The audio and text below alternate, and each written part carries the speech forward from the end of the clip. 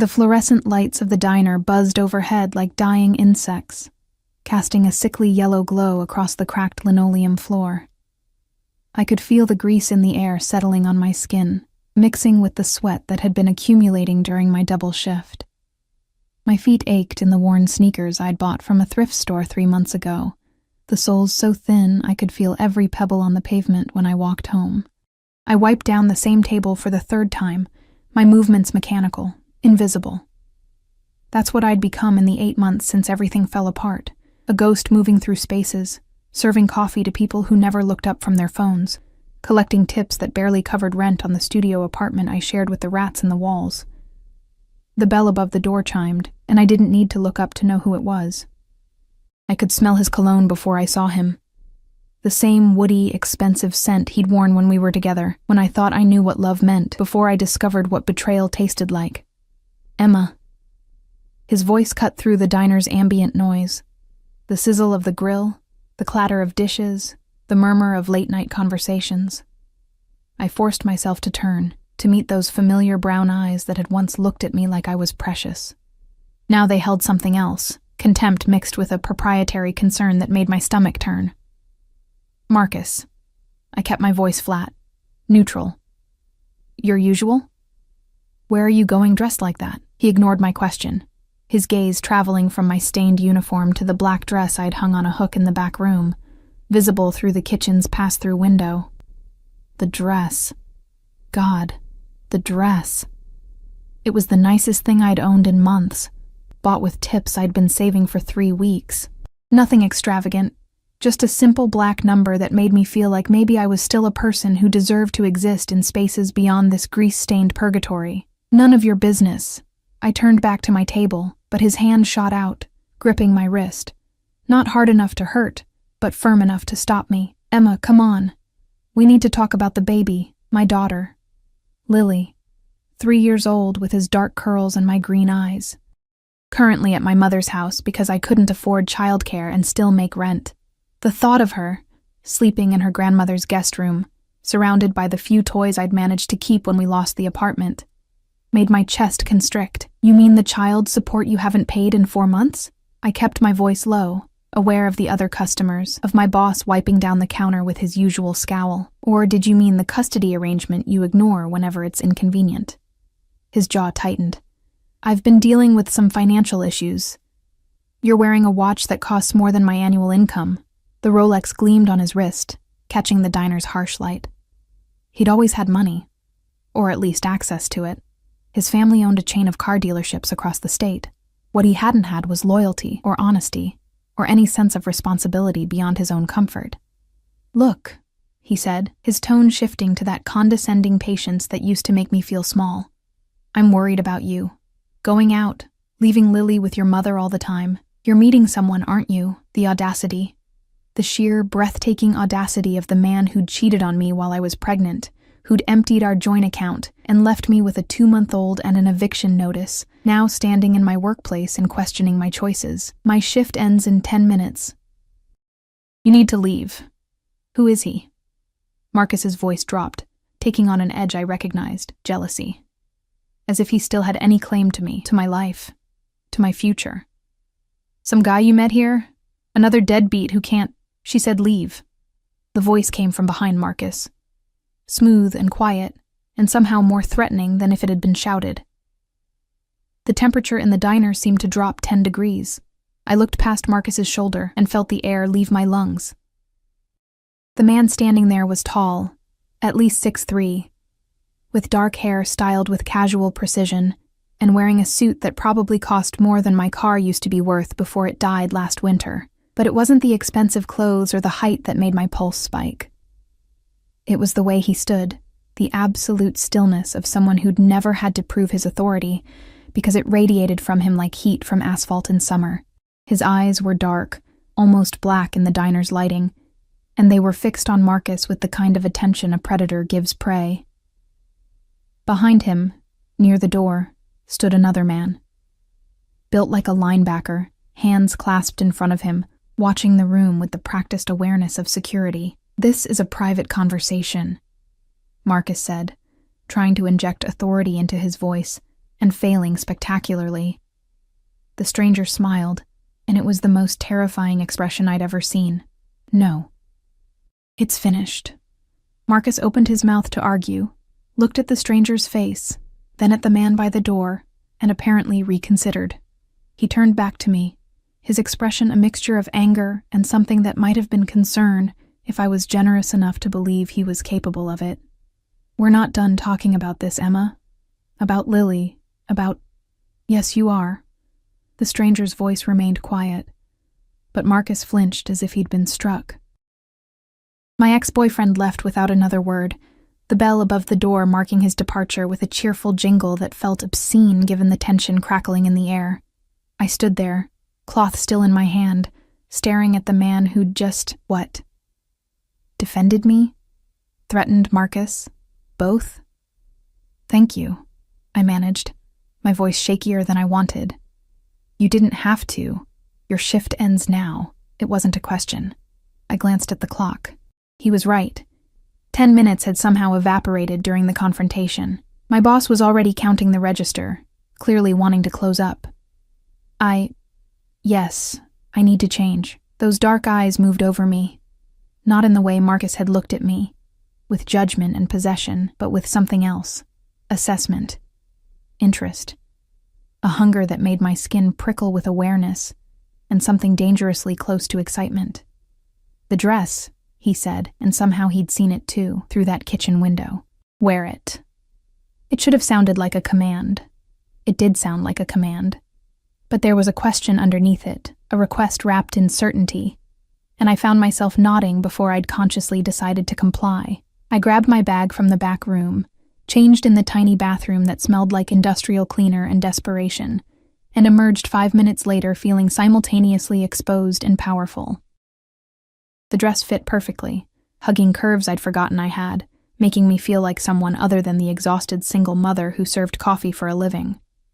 The stranger was waiting near the door, and when I approached, he extended his arm.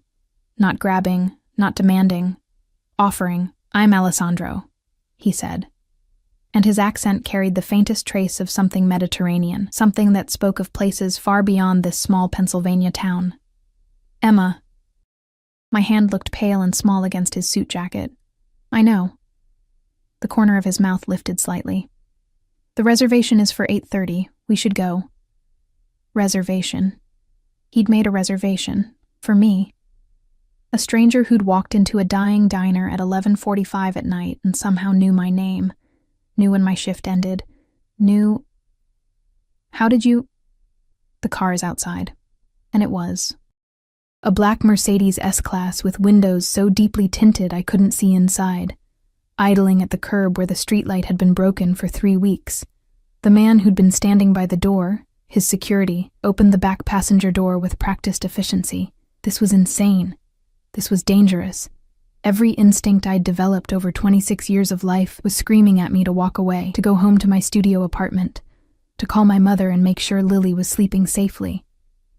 But Alessandro was looking at me with those impossible dark eyes, and his hand was still extended, and I could still smell Marcus's cologne lingering in the diner's stale air, could still hear his voice asking where I was going dressed like that, as if I needed his permission, as if I hadn't earned the right to feel beautiful after everything I'd survived. I placed my hand in Alessandro's and let him guide me into the car. The interior smelled like leather and something subtle and expensive. Cedar, maybe, with notes of citrus. The seats were heated despite the mild spring night, and I sank into luxury I hadn't experienced in so long it felt like a memory from someone else's life. Alessandro slid in beside me, close enough that I could feel the heat radiating from his body, far enough that I didn't feel trapped. The security guard took the passenger seat, and a driver I hadn't even noticed pulled away from the curb with smooth precision. "You're afraid," Alessandro observed, and it wasn't a question. "I don't know you." My hands were shaking slightly. I pressed them against my thighs, trying to still them. "No, but you're here anyway." He turned to look at me fully, and in the dim light of passing street lamps, his face was all sharp angles and shadows. Why? Because Marcus had looked at me like I was worthless. Because I was tired of being invisible. because something in Alessandro's eyes had seen me, really seen me, in a way no one had in longer than I could remember. "I don't know," I whispered.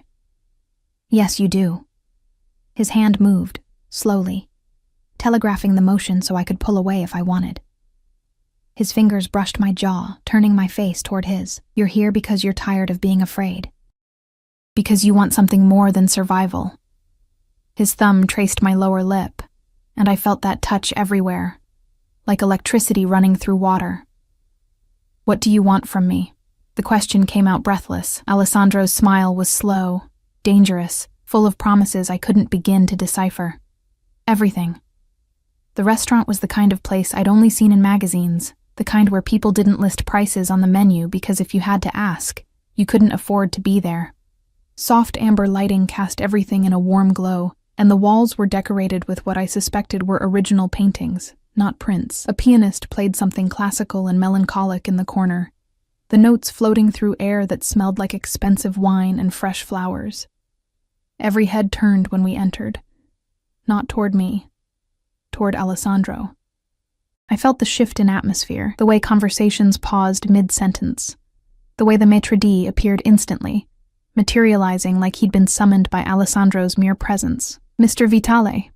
The maitre d' gave a slight bow, an actual bow. "Your table is ready." We were led through the main dining room to a section I hadn't even noticed at first, a private area separated by frosted glass panels that obscured us from view while still allowing shadowy glimpses of the restaurant beyond. Our table was set for two, with candles already lit and a bottle of wine breathing beside crystal glasses that caught the light like trapped stars. Alessandro pulled out my chair, his hand brushing the small of my back as I sat, and that simple touch sent heat racing up my spine. He took the seat across from me, and I was grateful for the table between us because the intensity of his attention was almost overwhelming. The security guard, I still didn't know his name, positioned himself near the entrance to our section, his back to us, but his presence unmistakable. Another man in a similar dark suit appeared briefly, leaning down to whisper something in Alessandro's ear. Alessandro nodded once, dismissive, and the man vanished. "You have questions." Alessandro poured wine into my glass with steady hands. "Ask them." I had 1,000 questions. I had so many questions they were piling up in my throat, threatening to choke me. I picked the simplest one, the most immediate. "How did you know my name?" "I asked your manager 2 days ago." He said it casually, like it was normal to research diner waitresses. "I needed to know what time your shift ended, what days you worked." 2 days ago. He'd been watching me for 2 days, planning this, and I hadn't noticed. The thought should have terrified me. Instead, I felt something else, a dangerous thrill that mixed with the fear, making my pulse race. "Why?" Alessandro took a sip of his wine, considering me over the rim of his glass. "I saw you on Tuesday. You were carrying a tray of coffee cups and one of the customers, a businessman in a cheap suit, snapped his fingers at you. Do you remember?" I did. The memory made my jaw clench. The man had treated me like furniture, like an object that existed solely to serve him. And when I'd brought his coffee 30 seconds later than he wanted, he'd left no tip and complained to my manager. "You didn't flinch," Alessandro continued, his voice dropping lower, more intimate. "You didn't cry, didn't argue.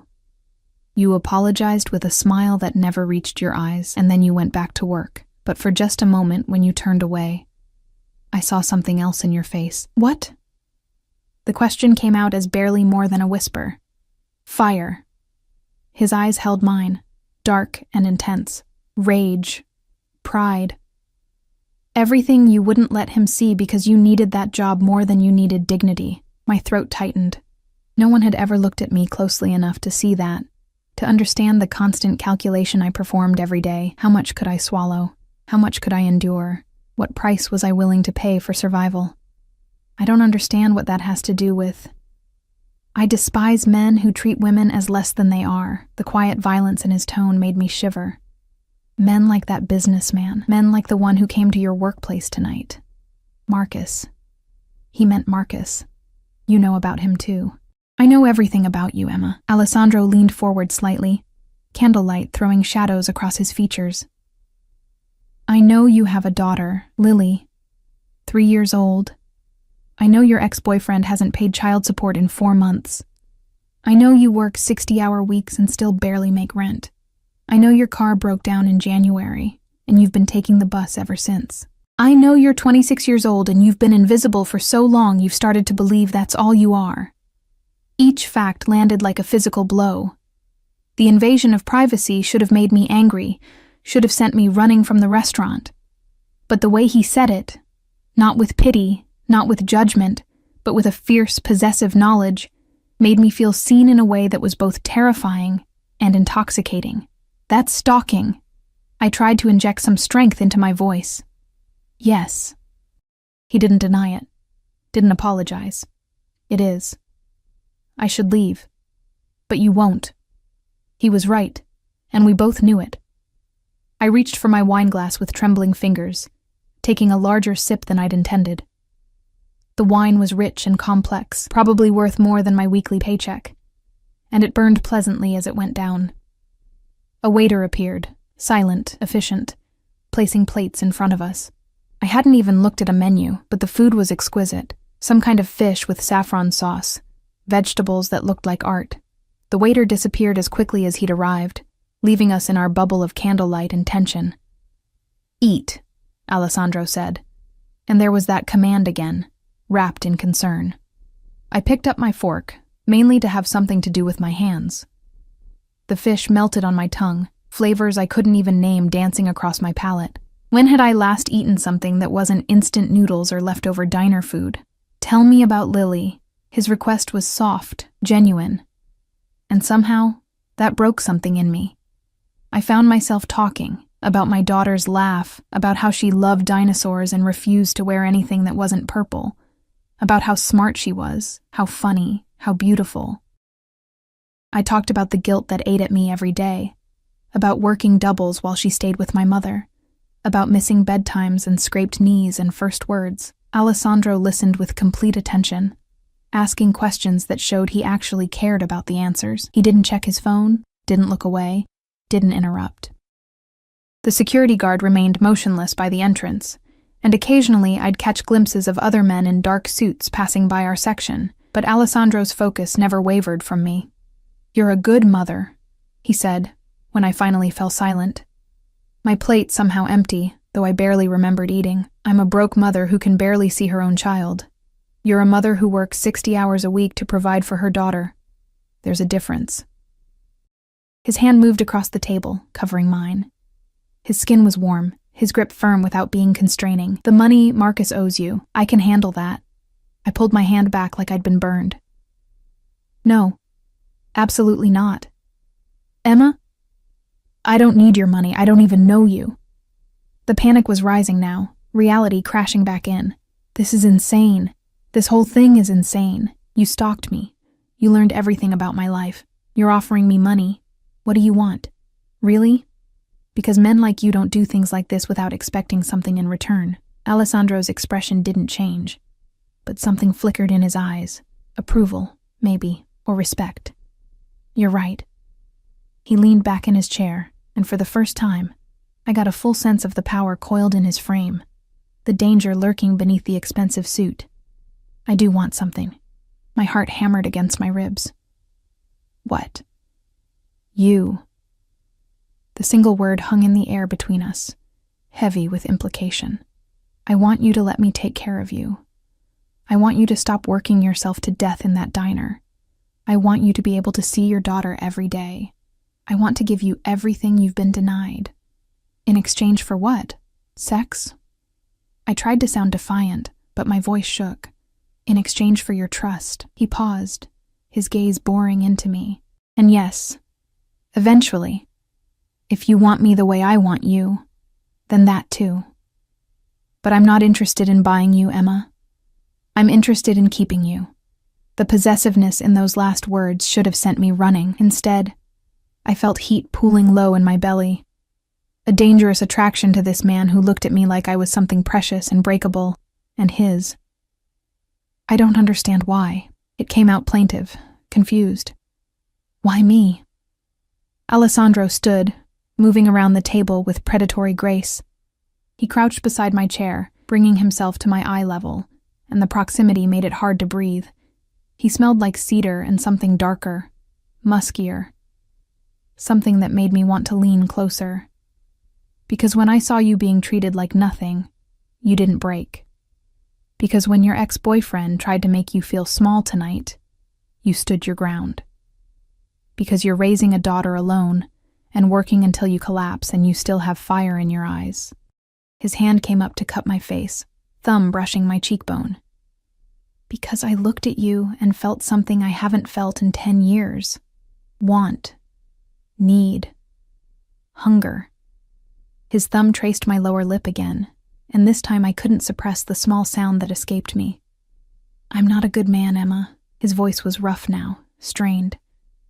I've done things that would make you run if you knew. But I can give you safety, security, everything you need. All I ask is that you let me. Alessandro. The security guard cleared his throat. A subtle warning. Alessandro's eyes flickered with annoyance, but he stood, pulling a phone from his jacket pocket. He moved a few steps away, speaking in rapid Italian to whoever was on the other end. I caught only fragments, names I didn't recognize, numbers. Something about a shipment. When he returned, his expression had hardened slightly, the dangerous edge more pronounced. I need to handle something. He pulled out his wallet, black leather, thick with cards and cash, and extracted several bills, hundreds, multiple hundreds. He placed them on the table, for the meal, and for a car to take you home. I can't accept. You can, and you will. The command was back, no softness now. My driver will take you wherever you need to go. Tomorrow night, same time, I'll pick you up from the diner. I haven't agreed to see you again. Alessandro leaned down, his lips brushing my ear, and I felt that touch in every nerve ending. Yes, you have. His breath was warm against my skin. You agreed the moment you got in my car, the moment you let me see the real you. You're mine now, Emma. You just don't fully understand what that means yet. He pressed something into my palm, a business card, heavy stock, embossed with a name and a single phone number. Then he was gone, striding out of the private section with his security guard falling into step beside him, leaving me alone with expensive wine, uneaten dessert, and more money on the table than I made in a month. I sat there for a long moment, my hand still tingling where he'd touched me, my whole body thrumming with a dangerous cocktail of fear and desire. The card in my hand read simply, Alessandro Vitale with a phone number beneath. I knew I should throw it away. I knew I should block whatever number he'd used to find me, tell my manager I was being harassed, maybe even call the police. Instead, I tucked the card into my purse, finished my wine, and waited for the driver who appeared exactly 3 minutes later to take me home. The studio apartment felt even smaller when I returned, even more suffocating. I lay in bed staring at the water-stained ceiling, touching my lips where Alessandro's thumb had traced them, wondering what I'd just agreed to, and knowing, with terrifying certainty, that I would see him again tomorrow night. I called in sick the next morning. It was the first time I'd missed a shift in 8 months, and my manager's skeptical grunt told me exactly what he thought of my sudden flu. But I couldn't face that diner, couldn't stand under those fluorescent lights knowing Alessandro might walk through the door, knowing Marcus might come back, knowing everything had shifted in a way I couldn't undo. Instead, I took the bus to my mother's house, a 40-minute ride through neighborhoods that grew progressively nicer, until the houses had actual yards, and the cars in driveways didn't look like they might die at any moment. Lily was in the backyard when I arrived, her purple dress covered in grass stains, her dark curls escaping from the ponytail my mother had attempted. She looked up when the back door opened, and her face split into a smile that made my chest ache. "Mommy!" She launched herself at me with the fearless enthusiasm only a 3-year-old possessed. I caught her, breathing in the scent of her, strawberry shampoo and dirt and something indefinably sweet that was just Lily. This was why I worked 60-hour weeks. This was why I endured Marcus's condescension, and customers who snapped their fingers, and a life that felt like drowning. For these moments when my daughter's arms wrapped around my neck, and her laughter bubbled against my ear. "Hey, baby girl." I held her close, maybe a little too tight. Have you been good for Grandma? She let me have 2 cookies. Lily pulled back, her green eyes, my eyes, sparkling with mischief. And we watched the dinosaur movie 3 times. 3 times? I looked at my mother, who stood on the porch with her arms crossed and an expression that said we were going to talk later. She's very persuasive, Mom said dryly. Emma, can I speak with you inside? I set Lily down, watching as she immediately returned to whatever game she'd been playing with a collection of plastic dinosaurs. My mother led me into the kitchen that smelled like coffee and the cinnamon rolls she baked every Wednesday. Marcus came by yesterday. She didn't waste time. Looking for you. My stomach clenched. What did he say? That he was worried, that you were making bad choices, meeting strange men, neglecting your responsibilities. She paused, studying my face. He seemed genuinely concerned, Emma, almost frightened. Frightened. Marcus, who'd never been afraid of anything except commitment and honesty, had been frightened. The memory of Alessandro's quiet voice, she said leave, and Marcus's rapid retreat played through my mind. He doesn't get to be concerned about my choices. I kept my voice steady. Not after what he did. I agree. My mother poured 2 cups of coffee, sliding one across the counter to me. But I am concerned. You came home at 2 a.m. wearing a dress I've never seen before. And you've been staring at your phone every 5 minutes since you got here. So tell me, who is he? I wrapped my hands around the mug, letting the heat ground me. How could I explain Alessandro? The stalking that should have terrified me but instead made me feel seen. The money. The power. The way he'd looked at me like I was something precious and his. His name is Alessandro. I started with the simplest truth. I met him at the diner. And? Mom's eyebrow rose in that way that had always made me confess my secrets as a child. And he's intense. Wealthy. He wants to help me. Financially, I mean. The silence that followed was deafening. My mother set down her coffee cup with deliberate care. Emma Catherine Morrison, please tell me you're not getting involved with some kind of... She paused, choosing her words carefully with a glance toward the backyard where Lily played. Some kind of arrangement. It's not like that. But even as I said it, I wasn't sure what it was like. He just wants to help. Men don't just do anything, sweetheart. Especially not wealthy men. She reached across the counter, covering my hand with hers. I know things have been hard. I know Marcus left you in an impossible situation. But whatever this is, please be careful. You have Lily to think about, as if I ever stopped thinking about Lily. As if every decision I made wasn't weighed against her needs, her future, her safety. My phone buzzed in my pocket, and I pulled it out despite myself. An unknown number. But I knew who it was before I even opened the message. I hope you slept well. The car will pick you up at 8, no question. No request. Just the assumption that I would comply. That I wanted to comply.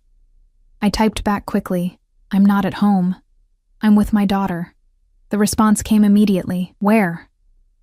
I hesitated, my thumb hovering over the screen. Giving him my mother's address felt like crossing a line, like inviting him into the part of my life that was still innocent, still pure. But I'd already given him so much, just by getting in his car, by drinking his wine, by letting him touch my face with such possessive tenderness. I sent the address. I'll pick you up from there. Spend the day with your daughter, 8 o'clock. My mother was watching me with an expression that mixed concern and resignation. He's picking you up here, isn't he, Mom? I want to meet him.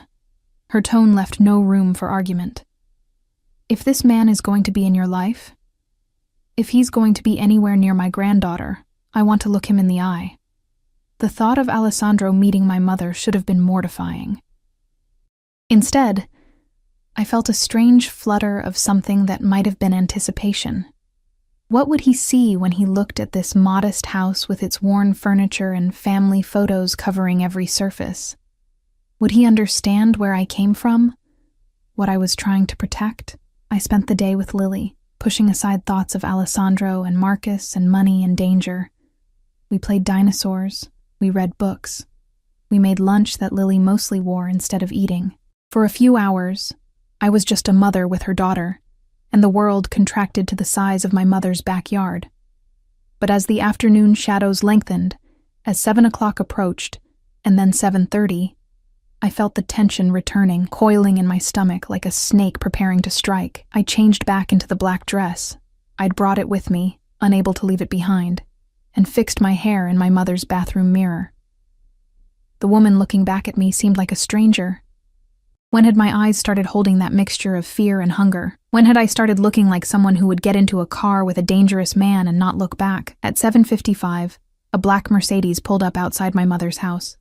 I watched from the window as Alessandro emerged, and even from a distance, I could see the way he commanded space. He wore another suit, charcoal this time, with a black shirt underneath that made him look like he'd stepped out of a film about beautiful, dangerous men. The security guard from last night, plus another one I hadn't seen before, flanked him as he approached the front door. My mother reached the door before I could, opening it with the expression she used to wear when I brought boys home in high school. Protective. Assessing. Ready to eviscerate anyone who threatened her family. Mrs. Morrison. Alessandro's voice was respectful, his posture deferential in a way I hadn't seen before. Thank you for allowing me to collect Emma from your home. I didn't allow anything. My mother's tone was cool. My daughter is an adult who makes her own choices, but since you're here, you might as well come in for a moment. Alessandro's eyes found mine over my mother's shoulder, and something in his expression made my breath catch. Heat. Possession. Relief, as if he'd been worried I wouldn't be here. He stepped inside, and the house seemed to shrink around him. His security remained outside. I could see them through the window, positioned strategically, scanning the street with practiced awareness. "Mommy, who's that?" Lily's voice came from the hallway, and I turned to see her peeking around the corner, her dinosaur clutched against her chest. The change in Alessandro was instantaneous. The dangerous edge softened, and he crouched down, the same way he had in the restaurant, bringing himself to Lily's eye level. "Hello." His voice was gentle, non-threatening. "You must be Lily. Your mother has told me wonderful things about you." Lily studied him with the brutal honesty only children possess. "You're really tall." "I am." The corner of his mouth lifted. "Is that a Tyrannosaurus Rex?" "It's a velociraptor." Lily said it with the confidence of someone who knew her dinosaurs. "They hunted in packs and were really smart." "I didn't know that. Thank you for teaching me." Alessandro's attention was completely focused on my daughter, and something in my chest twisted painfully at the sight. "Lily, sweetie, go get ready for bed." My mother's voice was firm but kind. "Say goodnight to Mommy." Lily ran to me, and I knelt down to receive her hug, breathing her in one more time. "Be good for Grandma, okay? I love you so much." "Love you too, Mommy." She kissed my cheek, then surprised me by waving at Alessandro. "Bye, tall man." "Goodbye, Lily." He smiled. A real smile, warm and genuine. And I felt something dangerous shift in my chest. After Lily disappeared down the hallway, my mother turned to Alessandro with her arms crossed. "I don't know what your intentions are with my daughter, and frankly, I don't trust men who drive cars that cost more than my house. But Emma is smart, and she's strong, and if she's decided to see you, that's her choice. However," she stepped closer to him, and despite the height difference, she somehow managed to look intimidating. "If you hurt her, if you use her, if you do anything to put her or my granddaughter at risk, you will answer to me. Are we clear?" Alessandro met her gaze steadily. "Crystal clear, Mrs. Morrison, and for what it's worth, I have no intention of hurting Emma. My intention is to give her everything she deserves. We'll see." My mother turned to me, her expression softening. "Call me tomorrow. And Emma, trust your instincts." I kissed her cheek, then let Alessandro guide me outside with his hand on the small of my back. The security guards opened the car door, and I slid inside. Feeling the now familiar embrace of leather and luxury, Alessandro joined me, and the moment the door closed, the atmosphere shifted. We were in our bubble again, separated from the world by tinted windows and the soft purr of the engine. "Your mother is formidable," he said it with respect, almost admiration. "She raised me alone after my father left." I watched the houses blur past as we pulled away. "She knows how to be strong. You learned from her." His hand found mine in the darkness, fingers interlacing. "Lily is beautiful. Thank you." The simple statement felt inadequate for the surge of emotion his words provoked. "I meant what I said to your mother." Alessandro's thumb traced circles on my palm. "I want to give you everything you deserve, Emma. Starting with this." He handed me an envelope, thick, expensive paper, sealed with what looked like a wax emblem. "What is this?" "Open it." My hands shook as I broke the seal. Inside was a letter, formal, legal, and a check. I stared at the number, certain I was reading it wrong, that there couldn't possibly be that many zeros. "This is..." My voice failed. "The amount Marcus owes you in child support, plus interest, plus enough to cover 6 months of living expenses." Alessandro's voice was matter of fact, as if he hadn't just handed me more money than I'd seen in my entire life. "Consider it a gift. No strings attached." "Alessandro, I can't." "You can." His hand cupped my face, turning me toward him. "And you will. Because Lily deserves a mother who isn't working herself to death, because you deserve to breathe, because I want you to." The last reason, "because I want you to," hung in the air between us, heavy with implication. "What do you want from me?"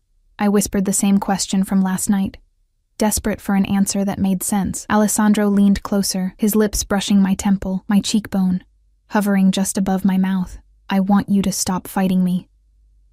His breath was warm against my skin. "I want you to let me protect you. I want you to understand that you're mine now, Emma, mine to care for, mine to keep safe, mine." Then his mouth was on mine, and the kiss was nothing like I'd expected. It wasn't gentle or tentative. It was possessive, consuming, a claim and a promise wrapped together. His hand tangled in my hair, holding me in place while his tongue traced my lower lip, demanding entrance. I opened for him, and the kiss deepened, became something hungry and desperate. His other hand gripped my waist, pulling me closer, and I went willingly, drowning in sensation. The taste of him, the scent of cedar and danger, the heat of his body against mine. When he finally pulled back, we were both breathing hard, and his eyes had gone almost black with desire. "Mine," he repeated.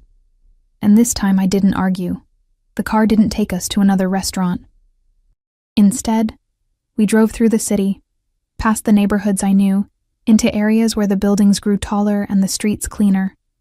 We pulled up to a high-rise that gleamed with glass and steel, its entrance guarded by a doorman who nodded respectfully as Alessandro helped me from the car. "Where are we?" My voice sounded small in the cavernous lobby with its marble floors and modern art installations. "Home." Alessandro's hand pressed against my lower back, guiding me toward a private elevator. His security guards remained in the lobby, speaking quietly into phones, their presence a constant reminder of who Alessandro really was. The elevator required a key card to operate, and we rose in silence. 30 floors, 40, 50.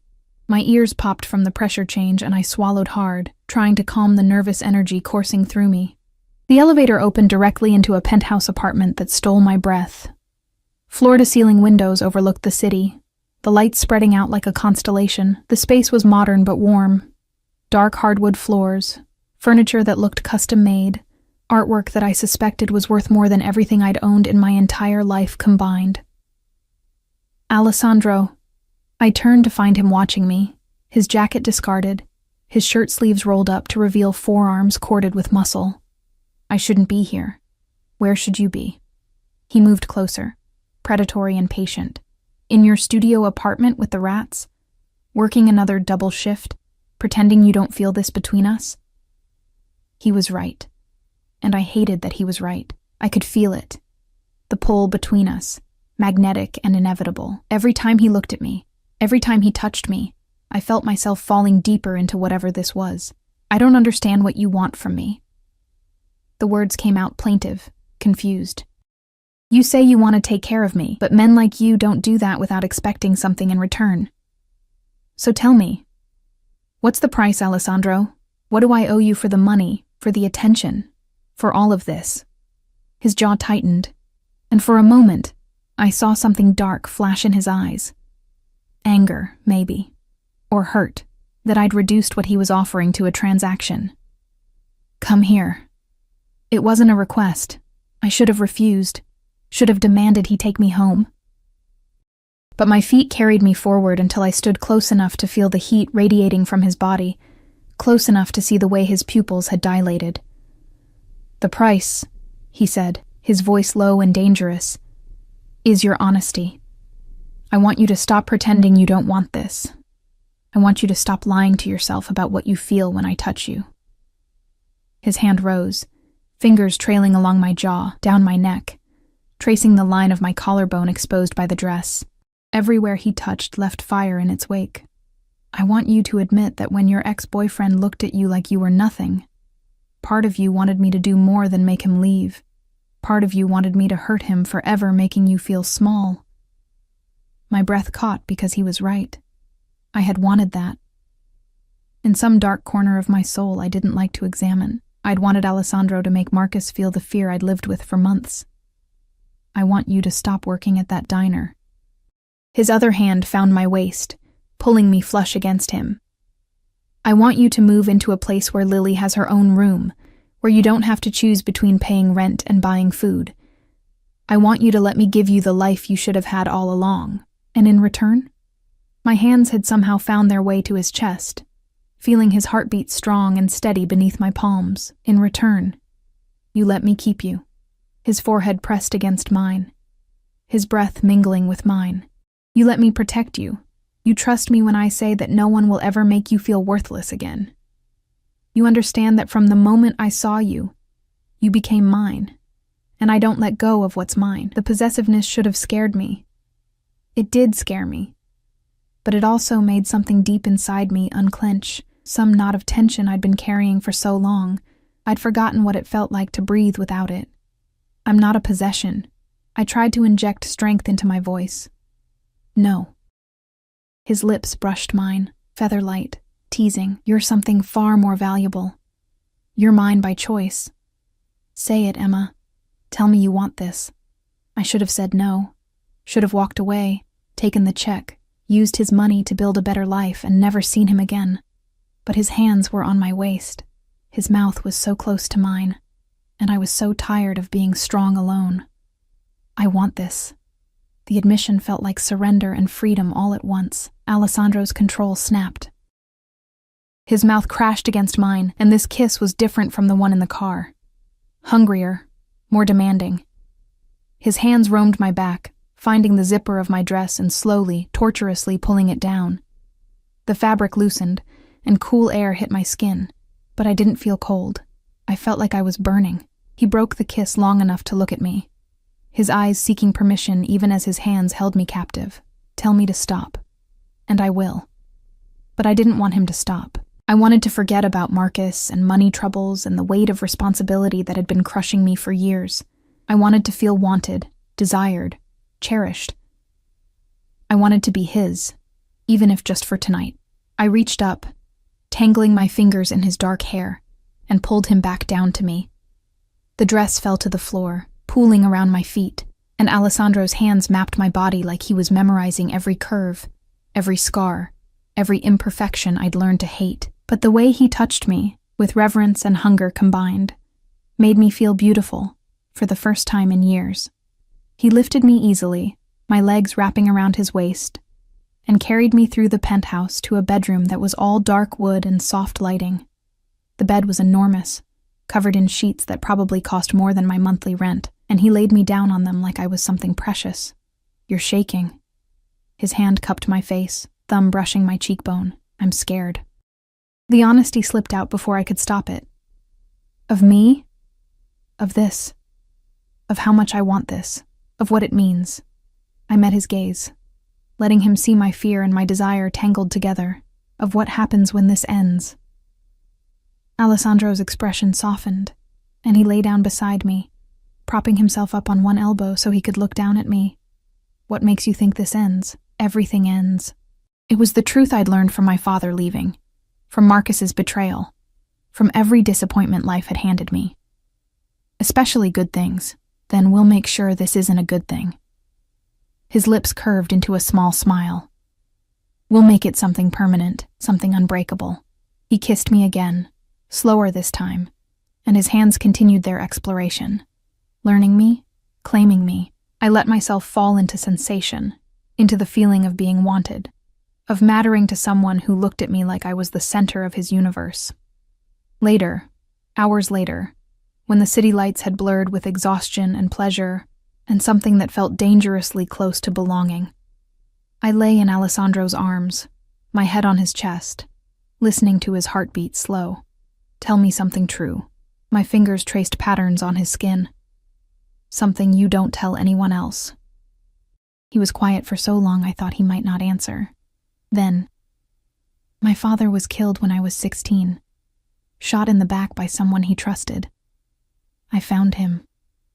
I lifted my head to look at him, seeing the pain etched in the lines around his eyes. I took over his business that same year. Had to prove I was strong enough, ruthless enough to fill his shoes. His hand stroked my hair absently. I've spent 10 years building an empire, and in all that time, I never let myself want anything I couldn't control. Until you, Alessandro. I saw you being treated like nothing, and something in me broke. His arms tightened around me, or maybe something finally healed. I don't know. But I knew I couldn't walk away. Couldn't leave you in that diner. Couldn't watch you destroy yourself for people who didn't deserve your sacrifice. What business? I asked, though part of me already knew, had known from the moment I saw his security guards, the way people looked at him with fear and respect. Nothing legal. He said it without shame or apology. But nothing that will touch you or Lily. I keep my world and yours separate. I should have been horrified, should have gotten up, gotten dressed, run as far and as fast as I could. But I'd already known, hadn't I? Some part of me had recognized the danger in him from the first moment, and I'd gotten in his car anyway. The money you gave me is clean. I have legitimate businesses too. Real estate, investments. The check came from those accounts. He tilted my chin up, forcing me to meet his eyes. I won't lie to you, Emma. My hands aren't clean, but I'll never let my dirt touch you. I believed him. God help me. I believed him. What happens now? I whispered. Now you stop working at the diner. Tomorrow we look at apartments, somewhere safe, somewhere Lily can have her own room and a backyard to play in. You start building the life you deserve. His thumb traced my lower lip. And you let me be part of it. People will talk. The reality was starting to sink in. Marcus will cause problems. My mother already doesn't trust you. Let them talk. Marcus won't be a problem. I'll make sure of it. And your mother will learn to trust me when she sees how I take care of you. His voice hardened slightly. Anyone who tries to hurt you, anyone who tries to take you from me, will regret it. The threat should have scared me. Instead, I felt safe for the first time in years. I curled back into his embrace, letting myself believe, just for tonight, that maybe fairy tales existed, that maybe women like me could be saved by dangerous men who looked at them like they were worth everything. Outside the windows, the city continued its endless dance of light and shadow, and somewhere in the distance, I heard sirens wailing, Alessandro's world, bleeding into the edges of mine. A reminder that this safety came with a price. But as his breathing evened out into sleep, as his arms remained locked around me even in unconsciousness, I decided the price was one I was willing to pay. I had been invisible for so long. Now someone saw me. Someone wanted me. Someone had claimed me as his. And for the first time since Marcus had walked out, leaving me with a baby and nothing else, I felt like maybe I could breathe. 3 weeks later, I stood in the kitchen of my new apartment. Our apartment, Alessandro kept calling it. Watching Lily chase bubbles in the backyard through the window. The space was everything I'd never let myself dream of. 3 bedrooms, hardwood floors, a kitchen with appliances that actually worked, and a fenced yard where my daughter could play safely. Alessandro had made it happen in less than a week. One conversation, a few phone calls in rapid Italian, and suddenly I had keys to a place that felt like a home instead of a survival shelter. But the fairy tale had complications. Marcus had shown up at the diner 4 days after Alessandro gave me the check, before I'd had a chance to quit, before I'd moved, when I was still trying to process everything that had happened. He'd been different that night, nervous. Looking over his shoulder like he expected something terrible to emerge from the shadows. "Emma, we need to talk." He'd cornered me during my break, his usual arrogance replaced by something that looked like genuine fear. "About this guy you're seeing, Alessandro Vitali." The way he said Alessandro's name, hushed, urgent, made my stomach clench. "What about him? Do you know who he is? What he does?" Marcus grabbed my arm and I'd yanked it away, the memory of Alessandro's possessive touch making anyone else's hands feel wrong. "Jesus, Emma, he's connected. Like, seriously connected. The Vitale family doesn't just own restaurants and real estate. They control half the illegal operations on the East Coast." I'd known. Of course I'd known. But hearing it said out loud, hearing the fear in Marcus's voice, made it real in a way it hadn't been before. "That's not your concern anymore. He came to see me." Marcus's voice dropped to barely above a whisper. 2 days ago, him and 2 guys who looked like they could break me in half. He told me that if I ever contacted you again, if I ever came near you or Lily, if I ever so much as thought about causing you problems, I'd regret it. Emma. He wasn't making idle threats. I could see it in his eyes. Part of me, the part that had endured months of Marcus's neglect and broken promises, felt a savage satisfaction. But another part, the part that was a mother, that needed to think about Lily's safety, felt ice-cold fear spreading through my veins. "Did he hurt you?" "No." But he made it very clear he could. Marcus looked at me with something that might have been genuine concern. "I'm going to pay the child support, all of it, regularly, whatever he wants. But you need to be careful, Emma. Men like him, they're dangerous. They don't just date women, they own them." After he'd left, I'd sat in the diner's break room, staring at my phone, Alessandro's number glowing on the screen. I should have been angry that he'd threatened Marcus without telling me, should have been terrified of what else he was capable of. Instead, I'd felt protected, claimed, his. Now, 3 weeks into this new life, I was learning what it meant to belong to Alessandro Vitale. It meant security guards, always at least 2 of them, positioned outside the apartment building. It meant a new phone, with a direct line to Alessandro, one that he answered within 2 rings no matter what time I called. It meant never worrying about money, about bills, about whether I could afford to buy Lily the purple sneakers she wanted, but it also meant rules. I couldn't go anywhere without telling Alessandro first. Couldn't take Lily to certain neighborhoods. Couldn't answer the door without checking with security. Couldn't live my life without the constant awareness that I was under surveillance. Not by enemies, but by the man who'd claimed me as his. The gilded cage, I'd started calling it in my head. Beautiful, comfortable, safe, but still a cage. The sound of the front door opening pulled me from my thoughts. Alessandro's voice carried through the apartment, speaking Italian into his phone, his tone clipped and authoritative. He appeared in the kitchen doorway moments later, ending the call and pocketing his phone, his dark eyes finding me immediately. "Kara." The endearment rolled off his tongue like honey. "You look troubled." I'd learned he could read me like a book, could sense my moods before I'd fully processed them myself. It was unnerving and comforting in equal measure. "I'm fine." I turned back to the window, watching Lily. Just thinking. Alessandro moved behind me, his arms wrapping around my waist, his chin resting on my shoulder.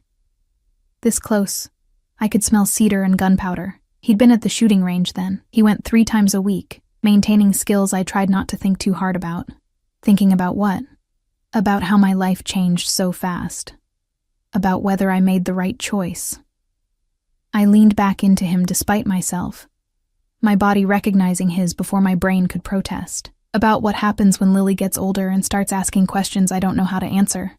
His arms tightened around me. What questions? About who you are, what you do, why there are always men with guns watching our apartment. I turned in his embrace, looking up at him. "She's 3 now, Alessandro. She doesn't notice. But what about when she's 6, 10, 16? Something flickered in his eyes. Pain, maybe. Or regret. By then, she'll understand that I protect her. That I protect you both. That's all she needs to know. Is it? I pressed my palm against his chest, feeling his heartbeat. Because I'm starting to realize how much I don't know. About your business, about your enemies, about the danger that might touch us just because we're yours. Nothing will touch you. His voice hardened, taking on the edge I'd heard when he dealt with his men. I've made sure of it. The apartment is secure. The guards are the best. Anyone who even thinks about threatening you will answer to me. That's not the point. Then what is the point, Emma? His hands cupped my face, forcing me to meet his gaze. Do you regret this? Regret me? Did I? That was the question that kept me awake some nights. Lying beside him in the massive bed, listening to his breathing, feeling the weight of his arm across my waist, like a claim and a promise. No. The admission came easier than it should have. I don't regret you. But I'm scared, Alessandro. I'm scared of how much power you have over my life. I'm scared of what it means that I can't imagine going back to how things were before. I'm scared that I'm teaching Lily that this is normal, that men who control everything, who have people killed. I saw the truth of it flash in his eyes. The confirmation he'd never speak aloud, are the kind of men we should love. I would never hurt you or Lily. His voice was fierce. Never. Everything I do to keep you safe. I know. And I did know. Could feel the truth of it in every possessive touch, every overprotective rule, every time he looked at me like I was the most precious thing in his dangerous world. But that doesn't make this less terrifying. Alessandro was quiet for a long moment, his thumbs tracing my cheekbones. Then, come with me. There's something I need to show you. He led me through the apartment to his office, a room I'd been in only a handful of times, always aware of the expensive technology, the locked filing cabinets, the secrets contained within. He pulled out a key, unlocking a drawer and extracting a thick folder. This is everything. He handed it to me. My legitimate businesses, my assets, my will. If something happens to me, everything goes to you and Lily. You'll be protected, provided for, untouchable. I stared at the folder, not opening it. Why are you showing me this? Because you need to understand what you mean to me. He turned my face up to his. I've spent 10 years building power, making sure no one could ever hurt me the way my father was hurt. I've been ruthless, cold, alone, and then I saw you, and everything I'd built suddenly had a purpose beyond survival. You and Lily. You're what I'm protecting. You're why I do what I do. Alessandro, I love you. The words hung in the air between us, raw and honest and terrifying. I've loved you since the moment I saw fire in your eyes while you smiled at a man who treated you like nothing. I love your strength, your sacrifice, your fierce protection of your daughter. I love that you challenge me, that you're scared but you're here anyway. I love you, Emma, and I will spend the rest of my life making sure you never regret choosing me. Tears blurred my vision. No one had ever said those words to me. Not Marcus, not anyone. I'd started to believe I was unlovable, that I was only worth what I could provide, what service I could render. I love you too. The words came out choked, broken. God help me, I do. Even though I'm terrified, even though I don't understand your world, even though I know I should run, I love you. Alessandro kissed me then, deep and possessive and tender all at once. And I kissed him back with everything I had. All my fear and hope and desperate need to believe that fairy tales could exist in the real world, even if they came wrapped in danger. When we finally broke apart, both breathing hard, he pressed his forehead to mine. Marry me. I pulled back, certain I'd misheard. What? Marry me, Emma. He said it again, stronger, more certain. Not because I need to own you more completely. You're already mine. But because I want the world to know it. Because I want Lily to have my name and my protection legally. Because I want to wake up every morning for the rest of my life knowing you chose me. It was insane. We'd known each other for less than a month. I barely understood his world. There were 1,000 reasons to say no. But when I looked at him, at the dangerous, powerful man who'd seen me when I was invisible, who'd given me safety when I was drowning, who loved my daughter like she was his own, I couldn't find a single reason that mattered more than the way my heart leaped at the thought of being his forever. Yes. The word came out as barely more than a whisper. Yes. I'll marry you. Alessandro's smile was radiant, transforming his usually severe features into something boyish and beautiful. He kissed me again, and I felt him reach into his pocket, felt something cool slide onto my finger. I pulled back to look at my hand and gasped. The ring was stunning, a deep blue sapphire surrounded by diamonds, set in platinum. It caught the light and threw it back in brilliant sparks, beautiful and substantial, and utterly unlike anything I'd ever imagined wearing. It was my mother's. Alessandro's voice was soft. The only thing I have left of her. She'd want you to have it. I couldn't speak around the lump in my throat, could only throw my arms around his neck and hold on while tears streamed down my face. Tears of joy and fear and overwhelming gratitude for this impossible, dangerous, perfect love. A knock on the office door interrupted us. One of Alessandro's men, Giovanni, the one who usually drove us, stood in the doorway with his phone in hand. "Boss, we have a situation." Alessandro's demeanor shifted instantly, the tender lover replaced by the commanding presence I'd only glimpsed. "What kind of situation?" "The Carmichael crew. They're making noise about territory. Specifically, they're asking about the girl." Giovanni's eyes flicked to me, apologetic. "About Emma." I felt Alessandro's entire body tense, felt the danger radiating from him like heat. "Handle it. I want names, locations, everything. And double the security here. No one gets within a block of this building without my knowing about it." "Already done, boss." After Giovanni left, Alessandro turned back to me, and I could see him struggling to soften his expression, to be the man who'd just proposed, rather than the one who'd just ordered someone's death. Because that's what handle it meant. I was learning to understand the language of his world. "You're in danger because of me." It wasn't a question. "You're protected because of me," he corrected, his hands gripping my shoulders. "There's a difference. These people, they're testing boundaries, trying to find weakness. They won't find it.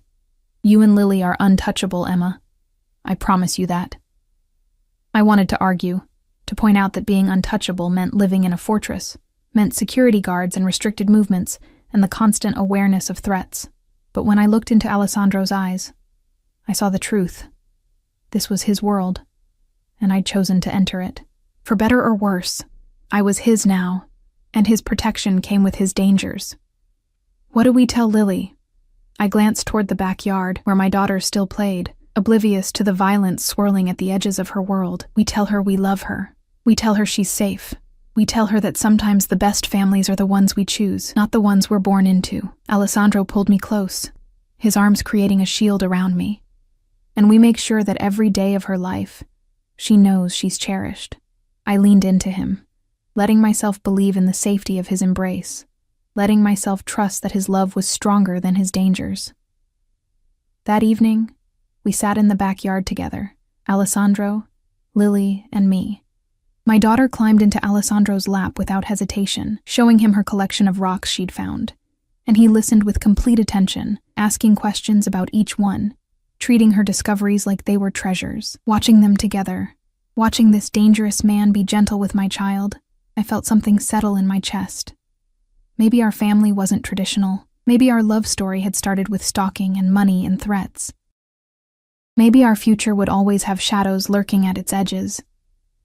But it was ours. We'd chosen each other, me with my wounds and my daughter, him with his darkness and his empire. We'd built something beautiful from broken pieces, and I was done apologizing for it. Later, after Lily was asleep in her purple bedroom, Alessandro and I stood at the window overlooking the city, his arms wrapped around me from behind, the sapphire on my finger catching the light. And he pressed a kiss to my temple. "No regrets?" he murmured against my skin. I turned in his arms, rising on my toes to kiss him, tasting my answer on his lips before speaking it aloud. No regrets. Not anymore. And as the city lights spread out before us like a sea of stars, as Alessandro held me like I was precious and his and forever, I finally understood what it meant to be seen, to be chosen, to be loved by a man who would burn the world down to keep me safe. This was my fairy tale, dark and dangerous, and absolutely real, and I wouldn't change a single thing.